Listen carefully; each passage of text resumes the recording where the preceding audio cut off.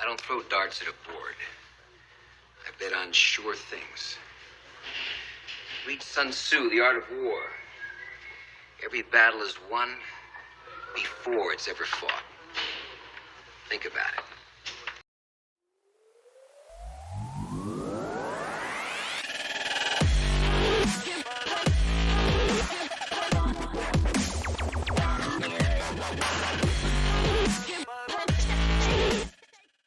Welcome to Kyle Anthony's UFC Betting Show. I am Kyle Anthony, and welcome to the podcast. Welcome to the betting show for UFC Fight Night between Thiago Santos and Magomed Ankalaev. We're going to be breaking down the main event as well as another main card fight. So excited to break this down here. And listen, we're coming off another profitable evening last weekend. 2-1 on client plays. Did hit again on a 5% max bet winner. That was on Bryce Mitchell, minus 140. Caught it nicely. It was one of those ones that you just sit back, you enjoy the beating, you cash your ticket, and you move on to the next weekend. So it was another nice cash for us there. Ended up cashing in for 6.75 units total for the evening. We'll take that every single Saturday night. So with that being said, now this weekend I do have a 4% best bet play. Take a look, link that in the description if you're interested. And I'm going to have multiple plays here. There's a lot of plays I do like this weekend, so I'm going to kind of see how I square that up right now. Do have 2 plays up on the package now. We'll be adding more as we get closer to fight night. But with that being said, we are going to be diving into the main event of the evening, which is going to be Thiago Santos and Magomed Ankalaev here. So we've got Magomed, he's minus 590. That has just really swelled up. And we've got Santos is plus 410. Wide range there. But like we always do, we're going to talk about each fighter, their last 3 fights, and see what we see if one fighter can expose the other, and if the line makes sense to place a wager. So, with that being said, we are first going to talk about Thiago Santos, and now we see about 3 fights ago he fought Glover Teixeira. Now, this was one of those fights, and I actually went back and rewatched this one because it was just so interesting. And I think this is a spot here where you do see a little bit of the decline of Santos. You see a little bit of that old Santos, and then you start to see kind of that decline here. And then this fight here with Glover, right away, Santos clips him. Santos clips Glover. He's hurt. But the one thing that Glover consistently does in almost every fight is he gets clipped and somehow is able to scramble, get in tight. It's almost just that veteran experience where when he's been hurt, he's really been able to kind of find positioning, find top control. And this was pretty much the same spot where he got clipped. It looked like Santos was really going to just go wild at a certain point. We've seen Glover not really take punches very well. And then that was really a spot where Glover finds top control somehow, gets that takedown, works from top position. Even that Santos kind of looked to scramble, got him back down, had full mount at one point in the first round, landing big shots, and that's where you really saw kind of the deflation of Santos in this fight here. And going into that second round, it was more of the same. It was more Glover getting the takedowns. It was more positioning. There's a point where Santos is just not pulling the trigger. And early in that fight, you saw he has that success, but then once he started worrying, he really was hesitant, really just was not allowing himself to just pull the trigger in certain spots. Glover kept cutting the distance. Anytime Glover kind of stood with him, he decided, I don't want to do this anymore. He ends up going for takedowns, ended up mauling him again in that second round. But then in that third round, it was the same thing. Glover gets clipped. Glover goes for the takedowns, finds a good positioning, gets the submission victory in that third round. But again, you saw that obviously Santos has that power, but again, it was nullified by the grappling from Glover. The veteran moves that he did ended up going out there and getting the submission victory against Thiago Santos in the third round. 2 fights ago, Alexander Rakic he fought, and now this was another fight here where, again, to me, it's another tick down from the old Santos that we used to see, and just the bruiser, the killer instinct, going forward, throwing big shots, not scared to be in the pocket. This was kind of the other thing here. You've got 2 guys here that are kickboxers, and I think they respected each other's power a lot in this particular situation, where I just don't think that neither was looking to really advance fully or really just go in and just fire. I think they both really had a lot of respect for each other.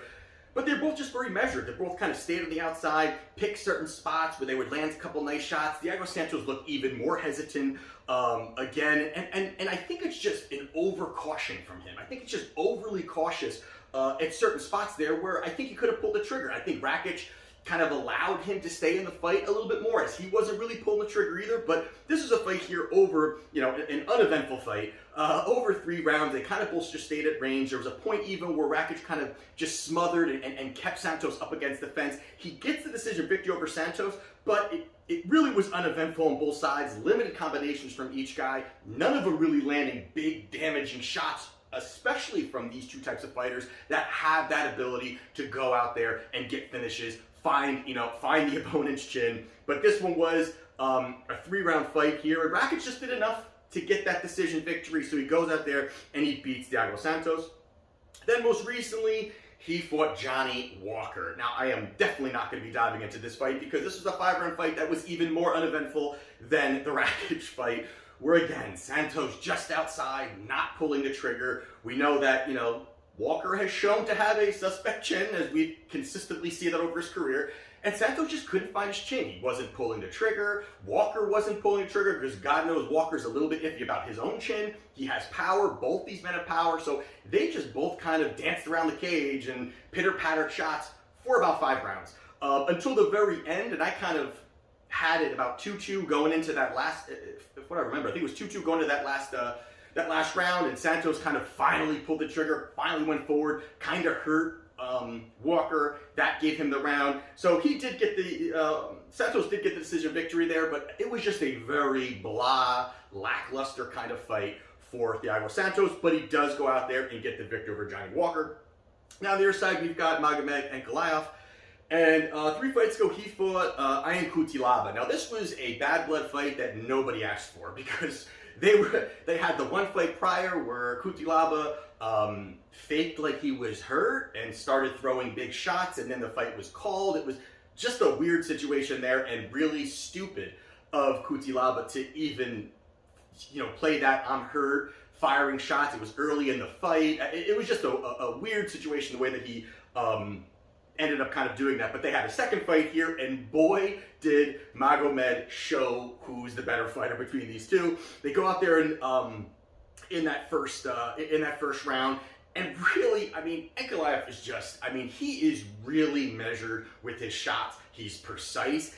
He's economical with the shots. He's not wasting energy. He's not anything that Magomed does is just enough energy to look for damage. He's not exerting himself. He's not firing a massive combination for no reason where a guy's all shelled up. He doesn't shoot for takedowns. He doesn't think he can get them. He is very precise and strategic, and I think that helps him in every fight. He's just very calm. He's very relaxed. And this is the same kind of thing where I think Cutelaba really was just looking for the big shot. He was like, since it's such bad blood, he was looking for that big shot. Magomed kind of stayed back, landed some shots, picked apart until he waited for the big shot. And again, for a lot of the situations here for him is early in the fight, he is really picking up data. He's kind of staying on the outside, seeing how you move, throwing feints, seeing how you're, reacting to these movements, and then he starts to fill up some shots, and those open spaces starts to land some combinations. But he lands a big shot, a left hook that drops Cutelaba. He swarms, fight over. First round knockout for Magomed Ankalaev. So they have it there. 2 fights ago, he fought Nikita Krylov, and this was a fight here. Now you got Nikita, who has the grappling, and the one thing about Magomed that a lot of people I think don't realize is that he is really well-rounded. He has a great ground game. He's got, he's really evolving his striking even further now. And this was a spot here where you didn't really, Nikita did not want to stand and strike with him.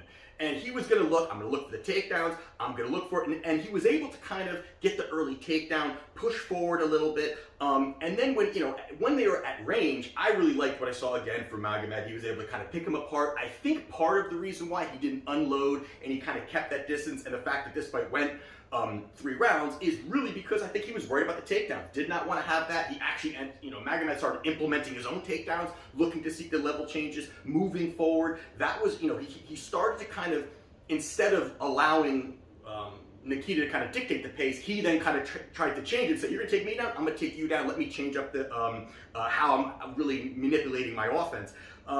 But then you started seeing, moving into the later rounds, Magomed started to really get into his rhythm, land the shots. He played it a little bit safe, I think, but when the shots were there, he started taking them. He ends up getting a decision victory over Nikita Krylov, so Magomed wins there. And then most recently it was against Volkan Ozdemir.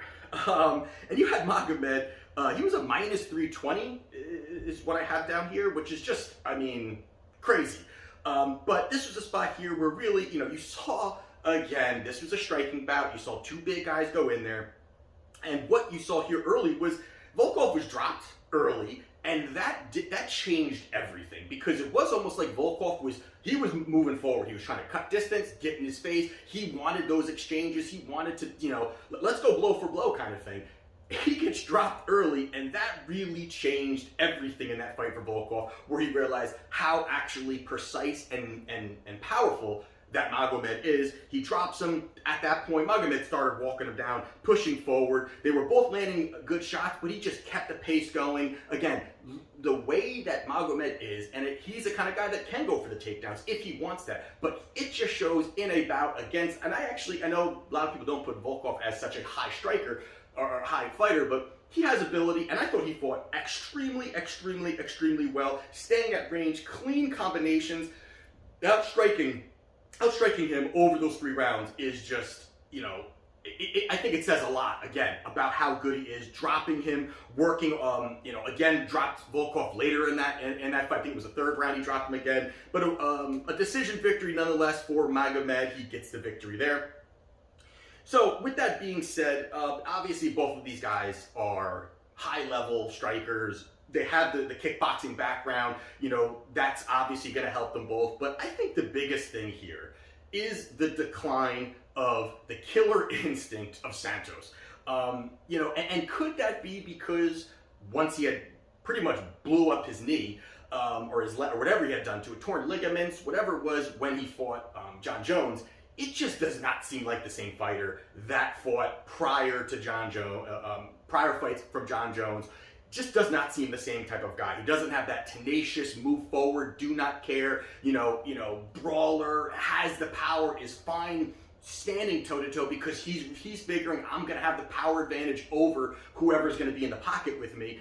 And now he just is extremely hesitant. And that, to me, really obviously points to Magomed, who's going to be able to kind of work on the outside. Obviously, if Santos is not pulling the trigger, that's going to help Magomed, work his offense, build up the damage, chip away on him over the extent of the fight.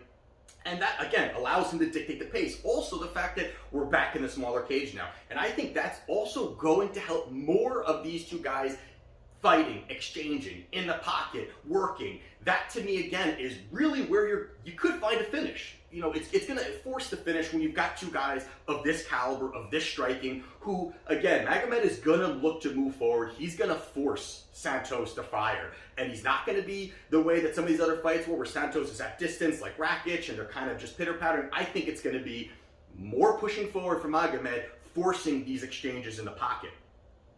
And then the other part here, I think is really big, is the fact that Santos went the distance with Johnny Walker. Let's be real there. Johnny Walker, if there's a gust of wind, Johnny Walker gets knocked out. The guy has terrible cardio, a bad chin, and he couldn't find or put away Walker. He did not rock him and blast him. Again, now, obviously, Walker, this win over Walker is not aged very well. It's really showing that, man, anybody clips this guy, he goes down, and Santos couldn't do it. He could not put him away. He never pushed forward, even knowing that Johnny Walker has a weak chin. He never pushed forward. He never looked to land the big shot here. So I really think that this is a spot here where he's going to be looking to push forward Magomed. He's going to be looking to kind of dictate this pace of this fight here and over the entire fight. And also the fact that you've got now, Santos is 38, I believe, where you've got Magomed's 29, 28, somewhere in that range. So this is the end of this guy's career. As much as I don't feel we ever saw the entire body of work of where he could go, and again, he fought John Jones so well, but this is now the end of his career. This is a spot here where Magomed can really capitalize, build his name, if he can go out there and get a victory. And where I'm looking at this for the most part also is there are going to be takedown opportunities. We've seen Santos, who can scramble, who's a strong guy, who can kind of bully his way out of these positionings. But what I do like is just the fact that if Magomed needs those takedowns, he's highly capable of getting those takedowns. He's a Greco-Roman champion, so he's got ability, kind of be in the clinch, look to wrestle, get the takedowns, ground and pound. And that's also where Santos is going to start to drain his cardio. And I just don't see a spot where he can land the big shot. Early, of course, Santos has it. But as this fight goes on, I just think Magomed consistently works, chips away, lands the big shots. And this is a spot here where you also see Santos is the kind of guy where he's getting hit. He kind of, at this point, just turtles up. He turtles up a lot, turns his back, gives up positioning. And that's also another spot where Magomed can really capitalize, land the big shots, push forward, level change, ground and pound. There's just a lot of pass for a guy that is going to allow you space and allow you to pretty much do what you want. So in this spot here, I do like Magomed Ankalaev. I think he obviously goes there, gets the job done. But at minus 590, we are not betting that at minus 590. So here, I like the situation here of method of victory. Ankalaev via knockout at plus 130. I think this is a great spot here. I think he's not going to allow Santos to just be at distance and not dictate the pace. This is a big spot for Ankalaev. I think he knows getting a knockout here really, or a finish just really puts him onto that next level. His record's fantastic. He's got a lot of hype behind him that's starting to build. Putting away Santos here would really be a great thing. So I think he goes for it. I think that, again, smaller cage, a lot more interaction. So I do think that there will be a knockout here from Magomed Ankalaev. We're getting off the big minus 590 number. We're getting to plus 130 via knockout. So as my free play, it is Magomed Ankalaev via knockout plus 130.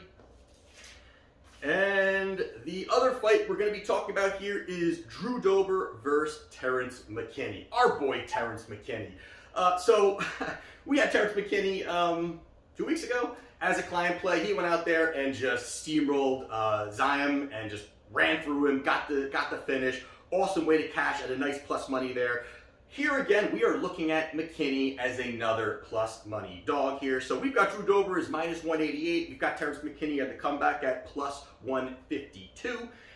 So you got both of these guys here, well-rounded fighters. Both guys striking, but you've got obviously Drew Dober, who is the vet, who's been around, who's fought some tough guys. And Terrence McKinney's that, the new flavor coming in. He's getting some knockouts, heavy finishes, looks great on the ground, knocking guys out, just looks good all around. But I think the first thing here when we're looking at it here, Drew Dober over his last 5 fights is 3-2. Obviously that's not terrible by any means. He's fought some tough guys, but if you kind of look at some of the wins that he had over those, to me again, it just gives you a little crack of maybe there's opportunity here for Terrence. And first you look at that he fought Marco Polo Reyes. And Marco Polo Reyes now is 0-3. It was 0-3 prior to being cut from the UFC in his last 3 fights. So obviously not saying much there. Then you look at Nasrat Haqparast, who I was actually pretty high on, but I feel like he's just not realizing at this point really his abilities. I think he can be better, but again, this was a spot here where Drew Dober was able to get the victory, and over the last, he's 0-2 in last 2, and Nasrat is 0-2 in his last 2 UFC appearances, and didn't win a round in any of those fights. And then he also beat Alexander Hernandez, who is 2-3 in his last 5, and boy, he's looked pretty terrible when he fights anyone of substance, besides for some of these, cans that he's been beaten throughout, I guess, his career. Some of them he did in the UFC, some of these kind of lower level fighters that Hernandez is getting. I think the UFC wants to get Hernandez kind of in the mix a little bit more. But with that being said, the part to me that I think could be a path, could be an opportunity for Terrence in this spot is the fact that what I saw with Drew Dober versus Brad Riddell. And now Brad Riddell was a client play winner, plus 125 against Drew Dober, which was a nice cash, a heck of a fight.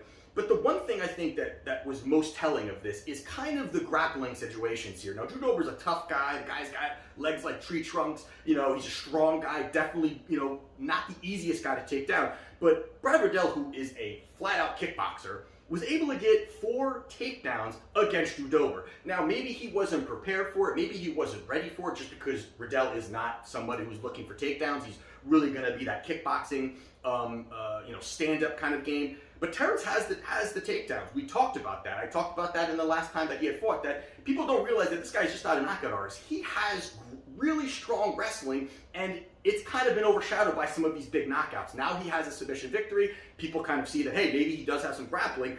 But I still feel like if Brad Riddell can get 4, I think that McKinney could look to get something. He could look to just, again, any of those, any way that he's able to kind of work top control, get some ground and pound, slow Drew Dober down a little bit, I think helps him. And you're not going to really be getting much as in takedowns or level changes from Drew Dober. So I don't feel that McKinney is going to be worried about closing distance, because over the last 17 fights for Drew Dober, he's only had 3 takedowns. So this is something that, and one of them was his last fight against Brad Riddell. So you're not really going to see that. And I think that's going to allow McKinney to be in a comfort zone in the pocket, and he could dictate the pace because he's not going to have to worry about these takedowns. Now, obviously, Drew Dober, again, has the experience. There's no doubt about it. And this is, without a doubt, the toughest fight that McKinney has had to face, without a doubt. I mean, obviously, without a doubt that. But also the fact that I like it on the McKinney side is the fact that, yes, he's got that, maybe Drew Dober is going to have that strength advantage, but I like also the utilization of his reach, and 3-inch reach advantage for McKinney on top of that, I think really helps. He could smoothly mix in some of these takedowns, and I think, again, that could start to really help him chip away in the scorecards. I don't know if he's going to get the finish here against somebody like Dober. Dober has, an absolute chin. He's definitely a tough guy, not going to be an easy guy to put away. But I think that I just like what he can do and how the weapons that he can really fire off against Drew Dober, where I really see Drew Dober as more boxing heavy. I don't really think that he has enough where it's going to be, where McKinney at this plus number is starting to look a little bit better. And then also you have, what I like is that McKinney's been active, and he has been looking really good over this time frame. And now you look at it here, you've got Drew Dober fought 4 times since January 2020, and his last bout was June of 2021, where he lost against Brad Riddell. But you've got McKinney on the other side, who fought 4 times in just the last 12 months, and really has not taken much damage at all. Over those 4 fights, all of them were first-round finishes. And he spent, over those 4 fights, he spent 4 minutes and 36 seconds in the cage. Now, you could also take that as maybe a negative, because you're saying he's not getting cage time. Can he last? I don't think there's a cardio issue here. I don't think there's any of that. I just think he is really focused. I really like the elevation that he has. I love the fact that the last fight, he didn't just go, I'm going to just strike. I'm going to just strike with Zam, who's another kickboxer. He said, no, I'm going the path of least resistance, which I love that he does that. He did not get caught up and say, let me knock out a kickboxer, or let me do this, where obviously it's going to be a tougher fight. But he knew, get the takedown. That was the path of least resistance. He goes there, gets a finish. I think he does a little bit of that in this fight here also, not looking to just exchange toe-to-toe, but I like the fact of his quick developing combinations, how he fires out shots. I really do like that. So with that being said, obviously, I do like Terrence McKinney here. The plus 152 number is really a nice number here. I'm kind of surprised it's this high. It kind of puts up a little bit of like, why is it this far? But I mean, again, Drew Dober is the next level, but I like Terrence McKinney here. Plus 152, I like the number. I was actually, and I'm still debating, of making this a client play, of making this a smaller client play, maybe a 2% client play or something like that, because I really like what McKinney has here, and there are some holes and some opportunities for him to expose Drew Dober. But as my sprinkle free play, I am taking Terrence McKinney plus 152 as in my other free play. So there you have it for UFC Fight Night between Thiago Santos and Magomed Ankalaev. Those are my 2 free plays. Gonna have my package up for client plays on Wagertalk, link down in the description, and let's see how we do. Let's keep this going, man. We've been making money. Let's keep it going. This is Kyle Anthony's UFC Betting Show, and I'll see you next time.